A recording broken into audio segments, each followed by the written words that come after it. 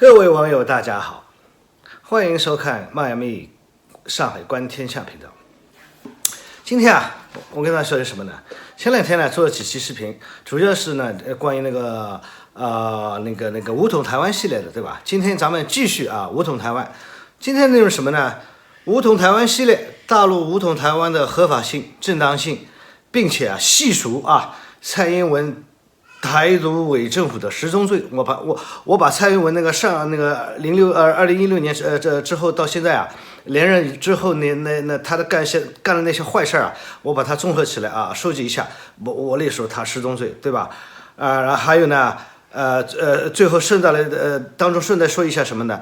就是美国人包括美国中学历史课本某些章节对老蒋咱们那个蒋委员长的评价，挺有趣都是干货仔细看。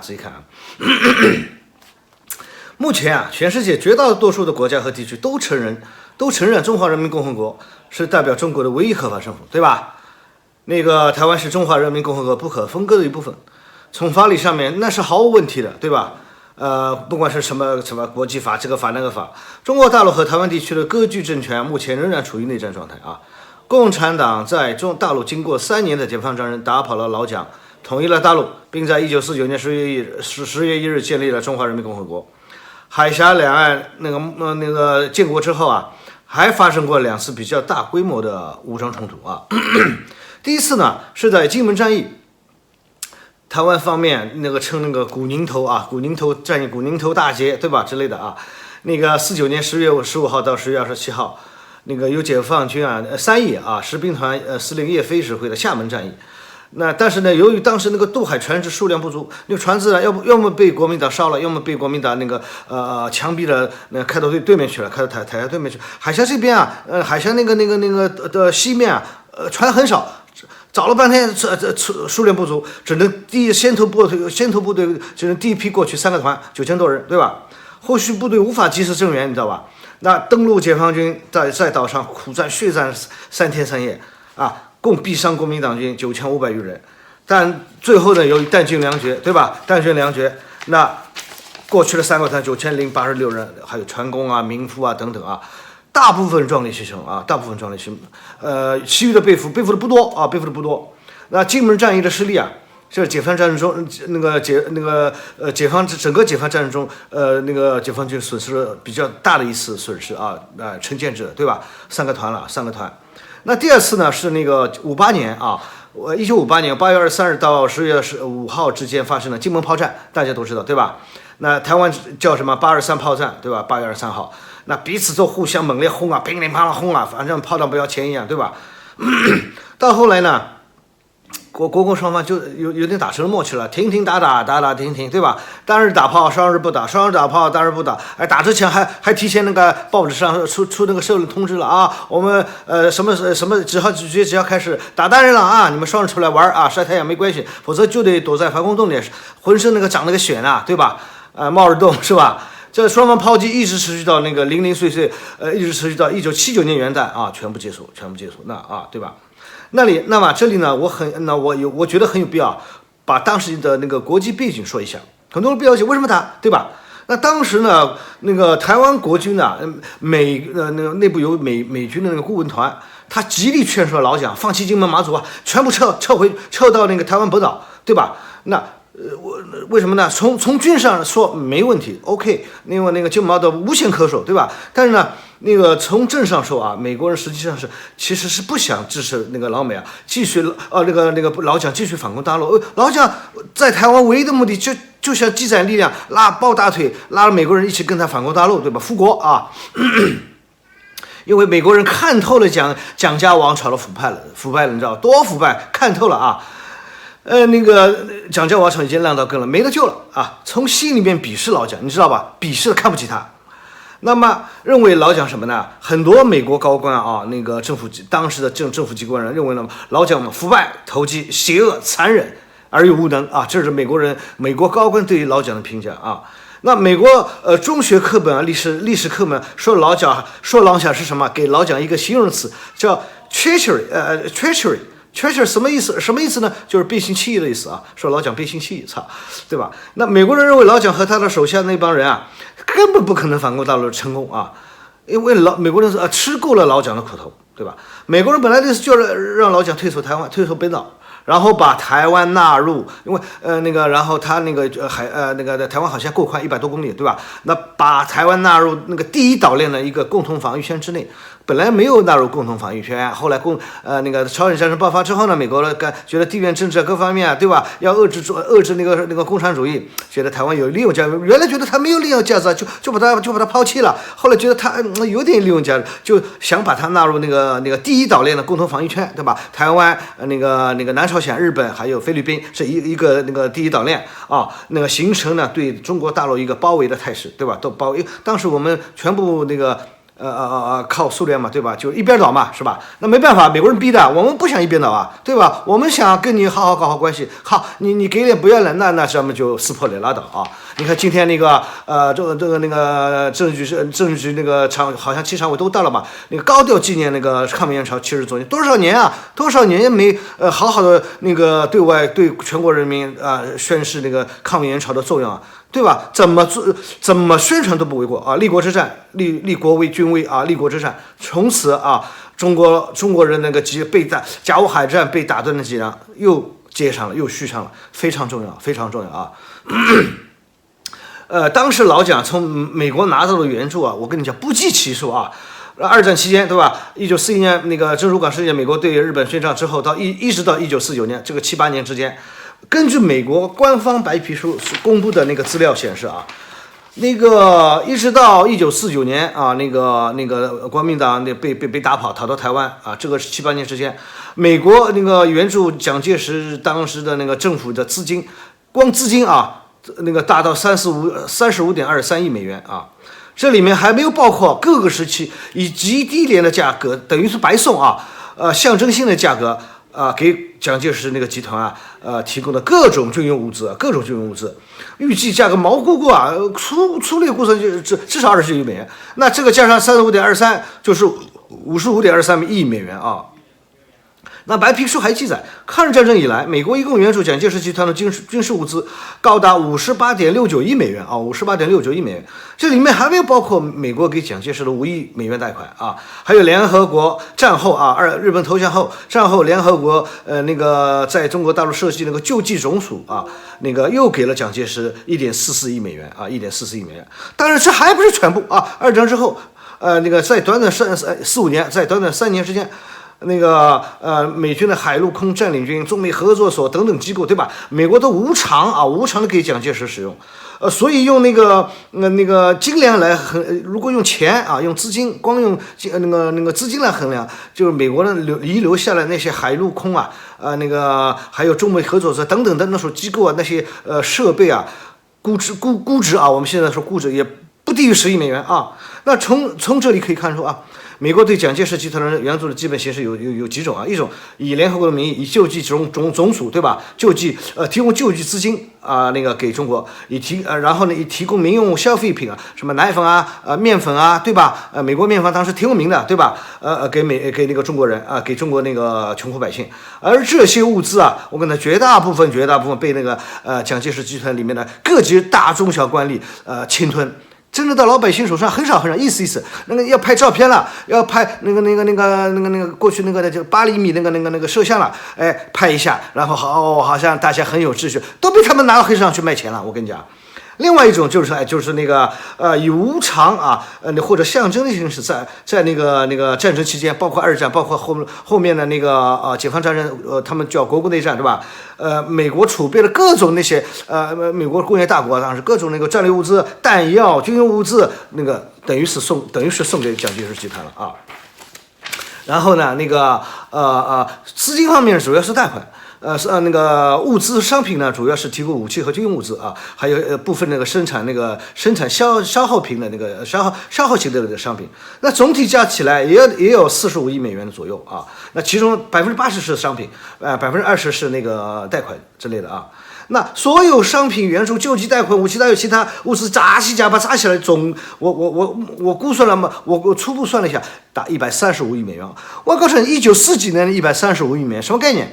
那1944年美国那个布雷顿森林体系成立之后啊，宣布成立以美元为首的国际结算、国际那个货币结算啊，美元是当时叫美金啊，为什么一直沿用到现在？很多人都口里叫美金，就是布雷顿森林体系规定1盎司黄金是35美元啊，关定了啊，随时可以去换，个人不能换，一定要各国的央行啊，到美国的那个央行啊，我给你35美元啊，美金，你给我1盎司黄金，或者我拿1盎司黄金，你给我35美金，就这个意思啊。当时美元多少值钱啊？我跟你讲，那我跟你讲，我估计1940几年那个1美元的购买力至少市值抵现在10到20美元，10到20倍，因为现在若那么多年下来了，美元滥发超发，对吧？我估计10到20倍的那个通货膨胀肯定有的，那就是多少是吧？1350亿到2700亿美元的左右，那天文数字啊，对吧？那个美国对那个老蒋的援助，对吧？那你看。那么多元素还是输了，那你扶不上墙了，百年烂了，就那个鸟样，我跟你讲。所以别说美国人看不起我们大陆人也看不起老蒋，活该啊！你没本事，那么粗的大腿让你抱，你还抱不上，还被他妈老公赶到那个台湾那个小岛上去了，对吧？这里我听说一个段子啊，没有核实过啊，坊间流传一种说法。就宋美龄啊，把那个军费啊，把应该那个美国援助啊，还有一个全世界各国华人捐助的那些，就是一到抗日战争，全世界华人那个特别东南亚的华人那个捐飞机捐那笔钱啊，他不去买飞机，为什么？他觉得飞机太贵了，然后呢，过个半年、3个月或者1年又得换新型号，就像车一样，就像现在手机3个月换个新型号。不划算啊！那我这个钱呢，反正我们打不过热，这个钱呢，我就是被他存到那个美国那个花旗银行还那个什么银行去吃利息了啊！然后呢，那个日本全面侵华之后呢，那老蒋在某一天在庐山开会，问那个当时的空军司令周至柔，周至柔给他看那个就是武器清单什么，他妈的老蒋说怎么娘西皮对吧？怎么那个只有那么几架飞机啊？那个周至柔浑身抖抖嗦嗦说。对不起，那个夫人，她叫宋美龄，叫夫人。夫人当时任那个是那个叫什么？叫那个航空委员会秘书长。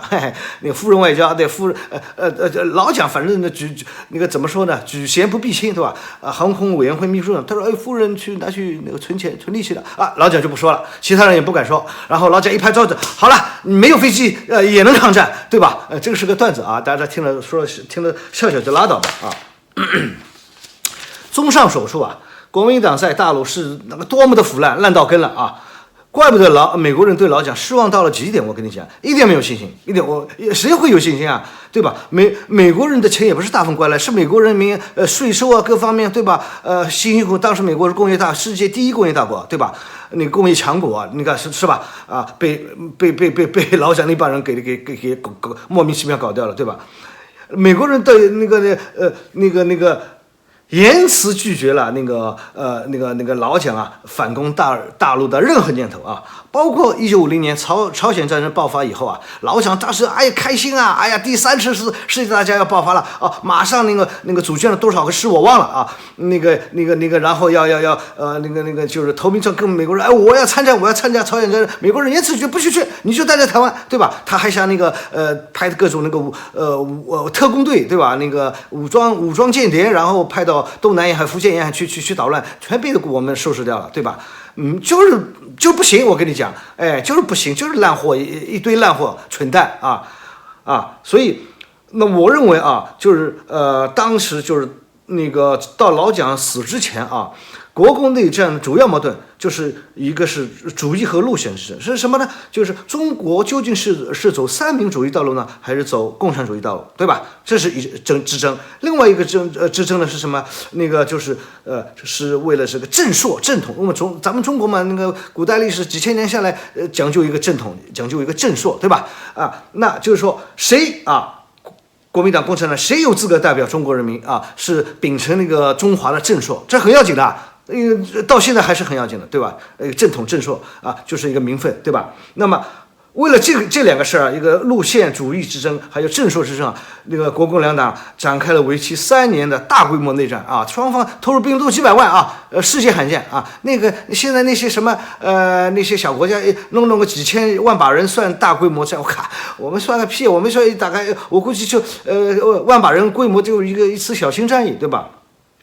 结果以国民党的全面惨败，逃跑去台湾而告终啊，他输了啊，输了金光当啊，那个叮当响，然后呢又不要脸的把所有国内的那个黄金啊、美钞啊、那个美金，当时叫美金对吧？还有那个故宫的那些宝贝全卷包回圈走了啊，所以中国人民穷的要死，当时真的一穷二白，全打光了，被日本人你看日本人那个从那个那个军阀内战对吧？那个袁世凯死后就军阀之间互相内战对吧？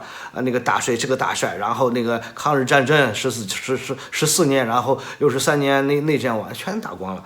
中国人民已经用实际行动做出了选择了中国共产党对吧？奉中共为正说，那个没办法就正说对吧？啊，帮助共产党打败了反动到极点、腐败到极点的蒋介石集团。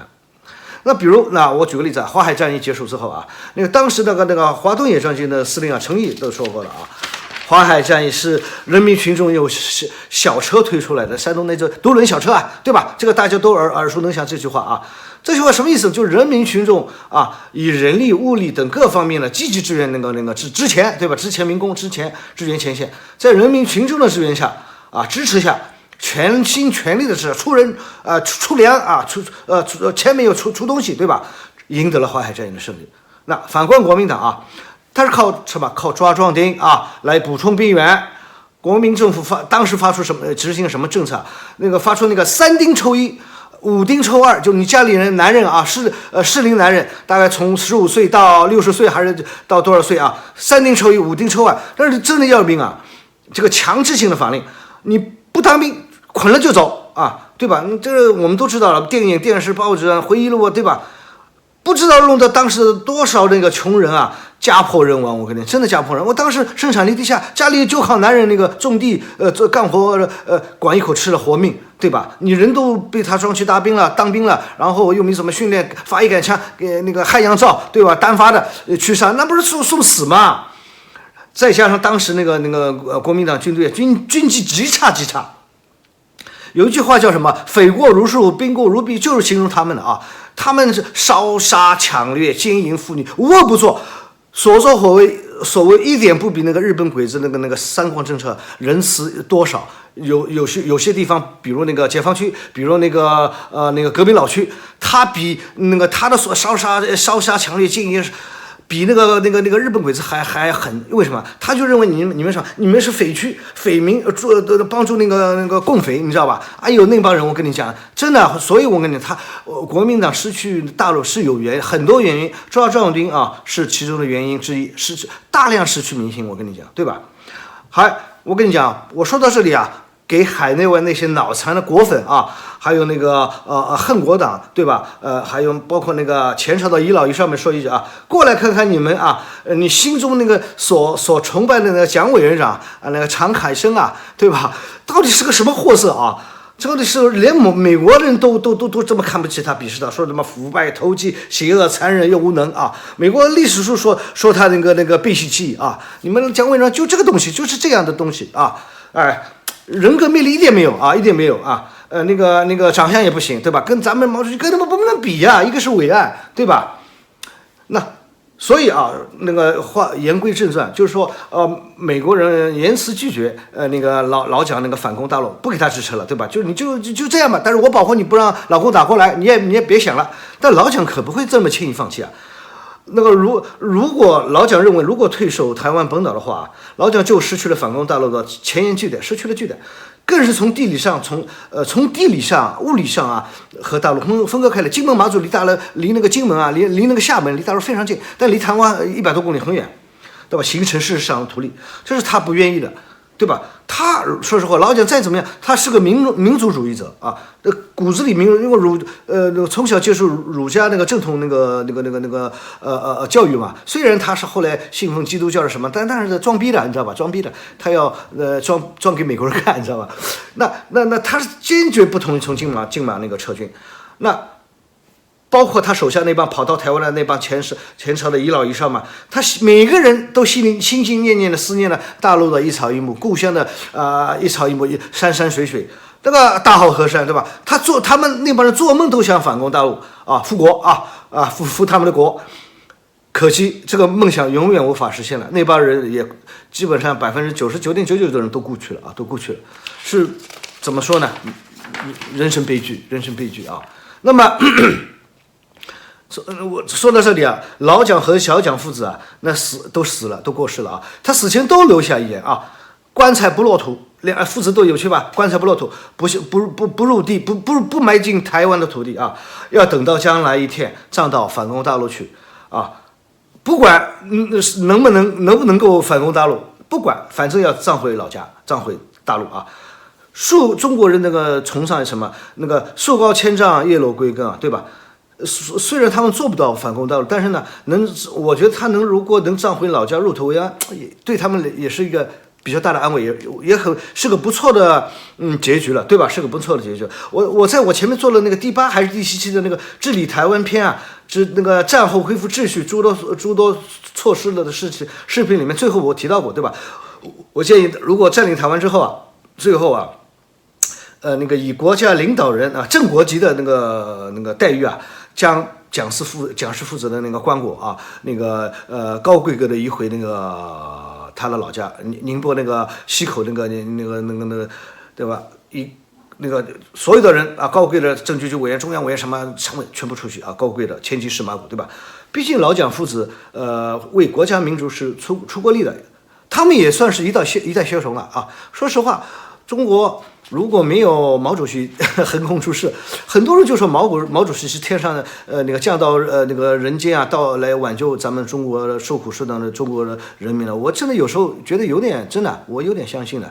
那你说当时没人斗得过老蒋，那个汪精卫、胡汉民谁国民党员全被他干掉了，对吧？那个再牛逼的人被他肉体消灭，不是那么牛逼的人被他排挤掉，对吧？就是你看，咱们当时毛委员井冈山就800多个人啊，同志们，我靠，啥都没有，就几条破枪，就这样起来了，那多不容易啊！那蒋介石临终啊，他留言希望自己葬在2个地方，一个南京紫金山中山陵附近的那个紫霞湖啊，就是国父孙中山的墓地，因为蒋介石他一生以那个追随孙中山起家啊，北伐革命，对吧？他以就是那个孙中山最忠实的追随者为荣，你知道吧？所以他希望葬在那个国父孙中山墓地旁边，但是我估计可能性不大，他是反动的，对吧？那个如果老蒋又说了，如果条件不允许，那就希望葬在奉化老家的蒋家墓地啊，是他出生之地，是叶落归根之地，那也不错啊，这个我觉得可以。那蒋经国死前也说过啊，自己年轻的时候，蒋经国年轻的时候就是被老蒋送到苏里啊当人质了，你知道吧？被送到孙中山国父说过，联俄联共扶助农工要联俄。蒋介石是他最看重的那个接班人，儿子送到苏联啊，质子嘛，过去吧，当人质啊，对吧？所以我跟你讲，那个蒋经国原来是共产党员啊，那个苏联那个是伏龙芝还是哪个毕业的高材生啊？他俄语非常好，他老婆也是那个蒋什么良啊，我忘了这个名字，那个蒋方良对吧？那个是那个白俄还是乌克兰人？他老婆是那个外族人啊，就是那个时期，你跟那个毛岸英一样。你看这那个毛岸英不是质子啊，毛岸英是我们当时一边倒苏联老大哥派了大量那个年轻人有为青年去那个苏联学习，毛岸英也去了，对吧？俄语说了6啊，我跟你可惜啊，真可惜了，哎呀对吧？蒋经国死前说过啊，年轻时没有在母亲毛福海西前尽孝，但死后就等适当的时机，先葬在母亲的坟旁边，生生世世陪伴母亲啊。中国的讲究忠孝，对吧？他以前为了那个国事，为了政事，不能尽孝啊，尽忠了，那死后尽孝，这是中国人多少代几千年来文人啊，包括有为之士，包括士大夫啊，所一直坚持的，你知道吧？现在那帮恨国党、公知、无良公知、卖国贼、汉奸，哪里有这种那种风骨啊？没有啊！为了钱啥都真的把爹娘卖了都愿意干。那帮东西，那帮畜生，你知道不？那个对于蒋氏父子叶落归根的观点，我还是很理解赞赏的啊。老蒋为了和毛主席争这个中国的正朔，就一直维持着双方那种内战状态。金门炮战之后，海峡两岸就再没有发生过较大规模的战斗了啊。台湾岛内那个有台独倾向的都被老蒋给清除掉了，镇压掉了。我记得台湾有一个228事件还是哪个事，就是镇压他闹独立啊什么。还有绿岛事件，对吧？到那个他们逃到台湾，全部被老蒋杀的杀，关的关。当时老蒋小蒋时期没有民主啊，就是威权独裁专制独裁。东南亚四小龙那个台湾领头羊，对吧？我说很多人真不懂，哎呦，我要民主，我要什么民主？台湾你看民主搞到现在那个鸟样，越来越差，是吧？然后又想独立了，对吧？你看老蒋特别是小蒋时期，对吧？老蒋他满脑子的反攻大陆，不想搞经济，小蒋想算了，没希望了，就扎扎实实那个静下心来搞经济。你看然后抱紧美国的大腿，对吧？亚洲四小龙，台湾当时第一名啊，亚洲四小龙，是吧？民主没用，我跟你讲，搞经济搞民生，民主一点没用啊，民主一点没用，民主是撕逼啊，那个党争管用啊，管用。那么但是啊，海峡两岸彼此从来没有签订过任何那个类似停战协议啊、和平协议的东西，从来没有过，所以海峡两岸目前还是维持着内战状态，只不过没有开火而已。1979年就是停火了。大家达成默契，没有签过任何东西啊，书面东西任何没有，就停火了啊。那个我这里接着我们就开始说那个蔡英文了，是吧？我说一下蔡英文为首的台独伪政府，台独伪政府。自从蔡英文2016年上任以来啊，两岸关系日趋紧张。他不仅在接受国际媒体采访时刻意抹黑中国，高调宣传台独主张，还试图通过各种方式煽动岛内对大陆的仇恨情绪啊。很多人以为蔡英文是上台后才开始实施他一系列的那个台独主张，但事实上他早在1999年啊，那位那个台独的分子已经决心在台独的道路上一条道走到黑了，这是不归路。他知道他这个，所以很多人说蔡英文心思比较坚韧。那个李登辉就看中他，对吧？你别看他是女的，他那个意志非常坚定，啊。政治人物必须意志坚定啊，那个心智坚韧啊，心硬如铁，必须啊。据台媒报道，马英九办公室发言人陈以信在2015年8月公开披露称李登辉在1999年提出两国论的时候，这个始作俑者就是当时在台湾国家统一委员会的研究员蔡英文，他当时作为学者研究员提出了两国论而且整个过程都是黑箱作业啊。他呼吁李蔡人面对这些重大问题啊。同年12月。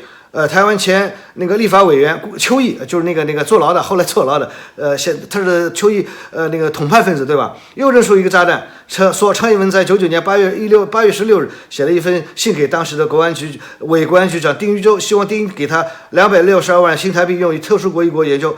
99年的200多万新台币什么概念，对吧？即使按照现在的汇率算，也相当于人民币60多万了，对吧？那这笔钱竟然在蔡英文开口后的隔天就下来了。立马就批。那91年，当时的台湾的国安局已经实现法制化，都得走流程了，不是领导写个条就行了，不行了，走流程。蔡英文竟然可以不通过正常的拨款程序就可以拿到这笔巨款啊！可见这个其中这有没有那个违反他当时所谓的政府拨款法的那个规定，没人知道啊。但是有一点很清楚的，已经有多名台湾政客指出李登辉和蔡英文这个私交非常好，当然了，对吧？那我这里再罗列一下就是蔡英文从2016年上台以来是怎么切香肠似的一步一步的走向台独蔡英文台独伪政府的台独罪行如下：从2016年连任开始算起，2016年罪行一。蔡英文竞选获胜后，只承认九二会谈，不承认九二共识九二共识是两岸关系和和平和发展的政治基础，其核心意义是两岸同属一个中国，只有继续坚持和维护好共同的政治基础，两岸关系和平发展才能行稳致远罪行二，任命驻美代表为大使，驻美代表为大使。2016年5月23日。台湾伪政府的伪总统蔡英文任命高硕泰为新任台湾方面驻美代表，但是代表处吧，不是外交机关啊，不是那个领事馆的那个大使馆，是代表处对吧？驻美代表，并将之头衔改称为大使啊。华盛顿并不承认这位新大使。那前2天，前个礼拜、3个礼拜对吧？又有一个派台湾派驻美国的那个代表叫什么名字我忘了，是个女的，她偷偷把头像改成驻美大使，你看。5月25日。16年5月15日，中国外交部与国台办分别表达立场，坚决反对任何制造两个中国、一中一台和台湾独立的行径。这罪行3，蔡英文那个韦国庆那个双十节讲话只字不提九二共识啊。对于蔡英文讲话涉及两岸关系的部分，国民党主席洪秀柱、前台湾地区那个伪总统马英九等人都对其不提九二共识表示质疑。九二共识体现了一个中国原则，符合两岸关系的法理和现实，对吧？是维护两岸关系和平发展的基石。是否接受九二共识，是检验台湾伪政府那个伪总统所谓的善意的试金石，他们都是假的都演戏。好，16年讲完，17年罪行4，台湾当局将高中课本将文盲比例将那个文言文比例不是文盲，对不起将文言文比例那个国语文言文比例下调了10%，而将日本人写的文言文写成必修课据台湾中央社2017年9月23日消息，台湾伪教育部课史大会23日经过2轮投票，确定普通高中语文课本文言文比例为35到45，推翻先前维持45到55不变的决议，降了10个百分点。此外，升学考试重点的推荐选文篇数也将由20篇下调为15篇。一段时间以来，台独势力处心积虑的在课纲教材上面做手脚，遭到大多数有良知的台湾教育界、文化界以及舆论界的质疑和反对。台湾那个伪教育部的做法只会使台湾的教育沦为政治操作的牺牲品，对吧？好，到了2018年，罪行5第5个罪行，力推奥运会证明，企图将中华台北改为台湾。2018年1月15号，2020冬奥会台湾证明行动联盟正式发起，希望以台湾为名申请参加2020年东京奥运会投案，而非中华台北。没想到今年那个新冠疫情，日本东京奥运会不开了，延到明年开了，明年估计就没有那个台湾的事儿了，对吧？我估计年底就得解放台湾了而非中华台北冬奥证明公投只是为了满足台湾岛内极少数不是我现在认为已经至少占到一半了。台湾岛内那个台独分子损害广大台湾同胞的利益牺牲的是台湾的那个搞体育的体育界的利益，对吧？中国人肯定要那个抵制，给奥委会压力说不定就不让他参加了，对吧？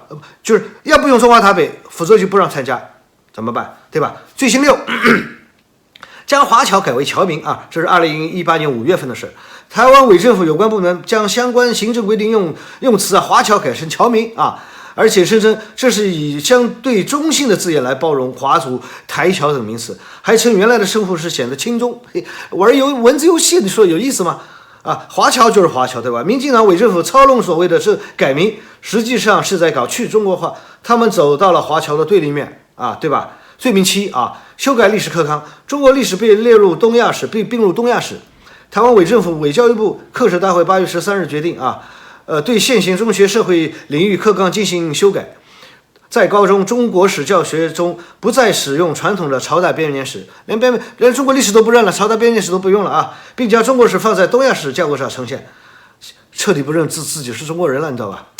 强行修改高中历史课纲，并将中国史纳入东亚史，这是在教育领域推行去中国化和台独分裂行径的又一实证，又一铁证罪行7，罪行8，2019年的台湾伪政府接受美国军售。2019年7月9日，台湾五角大楼宣布，美国国务院已批准川普政府任内第4次向台湾出售约22亿美元的军事设备军事武器。这是川普政府任内川普任内至今与台湾经过最大的一笔军务交易，这是前面了现在后面还有了，对吧？66架 F-16V， 对吧？而蔡英文对此表示了感谢，跪舔足没办法。中国敦促美方充分认识到事态问题的严重性，不要向台独分裂势力发出错误信号，不要一错再错，更不要在涉台问题上玩火好，罪行9，2020年今年的民进党籍立委要修宪所谓的违宪法啊，拿掉国家统一字句啊。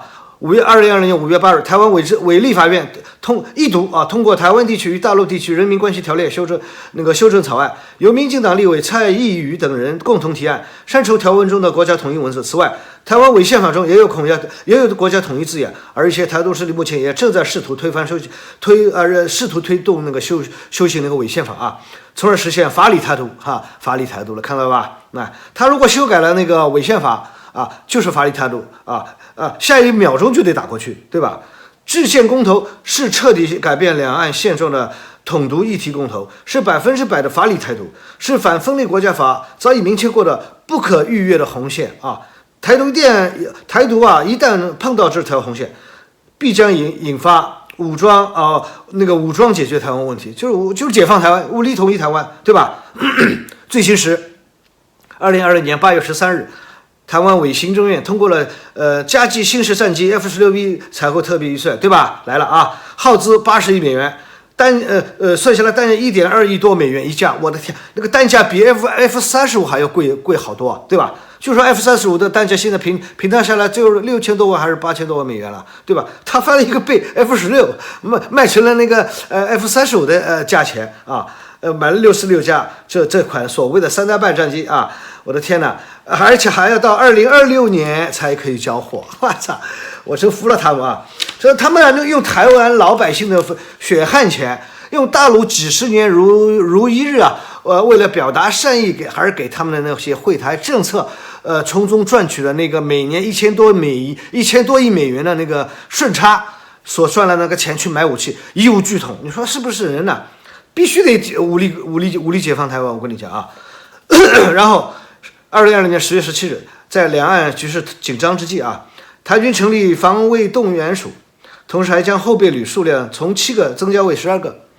后备部队教招，他们叫教招，就是召回刚退役的过去的军事人员，时间改为1年一训，每次训练14天啊。又据10月21日，又据台湾的联合报报道。台湾情治部门就好像昨天前天抓捕了伪军情局第2处处长退役少将邱志忠和退役上校张超然、周天慈等3人，说他们3个被大陆国安人员策反，称为共谍，有病吗？共谍不要太多是吧？我跟你讲以蔡英文为首的台独伪政府，从2016年连任以来，加速了去中国化，不顾台湾老百姓的福祉和民族大义急速走向台独。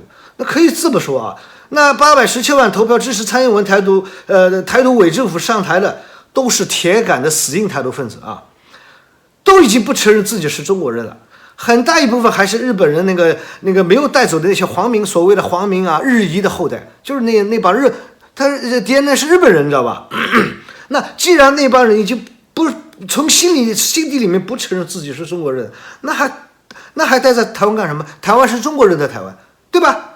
那等待他们是什么？等待他们的将是全体中国人民的怒火中国人民解放军将会完全体现全体中国人民的意志。那帮不承认自己是中国人的铁杆台独分子，要么被彻底的肉体消灭，要么被判刑送到大陆去服苦役用他们辛勤的汗水，若干年辛勤的汗水来洗刷过去犯下的种种罪恶，对吧？和仇恶心灵要么就是被强制驱逐出台湾，滚到随便是哪个旮旯去，随便你还要没收个人全部财产这是必须的。我跟你讲，你想带着钱走邪门都没有除此之外别无他路。那具体怎么还有那些措施一步步走我已经做过视频了，在我第8武统系列视频第8集里面请大家仔细看很精彩很精彩。我这里说个段子上次也说过，这里再补充说一下，就是说现在好多台湾包括油管上面连线的好多网友，台湾网友都说开玩笑，都说他们台湾人之间老百姓私底下开玩笑，哎呀，老共打回来怎么办？我们躲哪里去是不是防空洞不安全？银行保险柜也不安全？有人说，哎呀，要不躲到AIT 美国在台协会躲到那边去？有些人说，哎呦，更不行，千万别，那是最危险的。为什么呢？他说，老共98年被美国人炸了那个南斯拉夫大使馆啊，一直憋着这口气想着报仇呢，正好打台湾，正好是那个对吧？误炸，顺便把那个美台协会炸了，怎么你死多少人关我什么事？对不起，大不了赔你点钱，不能去啊。然后想了半天哪里最安全呢？故宫啊，台北故宫最安全，对吧？故宫里面全是宝贝，老公肯定不会的，这我同意啊，这我同意啊。然后10月20日啊，那个中国外交部发言人那个赵立坚关于发布了，就是关于在斐济大陆和台湾的那个外交人员啊互殴打架，对吧？我们把他们那个所谓的台湾的那个所谓的外交人员打得脑震荡了，对吧？为了这个事件啊，赵立坚发言啊，你像外交部发言人已经公开把台湾的那个青天白日满地红的那个所谓的台湾那个国旗称为伪国旗啊，双十国庆称为伪国庆了。我跟你讲，这个是很重要的一个标志。我估计不久啊，就会国内各个媒体啊，各大媒体就公开会把蔡英文的那个台独政府啊称为伪政权了，伪政府、伪政权啊。中国历史上秉承大陆中原大一统那个王朝正朔的政府，如果对某些偏安的那个割据势力称为伪政权、伪政府啊，比如满清。当时自认为是中国那个中原的正朔，对吧？就把太平天国称为伪国，对吧？所有的太平这个东王西王这什么王，这个王，对吧？称为伪王，你知道吧？好，抗日战争日本人扶持的以末代皇帝溥仪为首那个满洲国，对吧？当时的国民政府称他为伪满洲国，对吧？然后那个原来国民党2号人汪精卫啊，和一帮那个汉奸卖国贼投降派组成的那个所谓的伪政府啊，对吧？所谓的伪政府，那个重庆称他们为汪伪政权，对吧？他手下的那个武装力量称为伪军，前面都有一个伪字的，就说明是吧？假的、非法的、不合法的啊。只要被那个秉承正朔的政权称为伪政权、伪军啊什么，就是敌我矛盾。就是敌我，结局只有一个，被全部彻底干净的消灭，就一个啊，大快人心啊！如果就是伪政权什么东西，就全部消灭，好了啊。那这集啊，视频节目啊，这期节目就做到这里了啊。希望各位老铁们喜欢。我这一家之言，有不足之处，希望大家下面评论点评提出不同意见，我虚心接受，没问题啊。请点赞、转发评论、关注啊！你们的大力支持是我后续继续创作的动力啊！谢谢大家。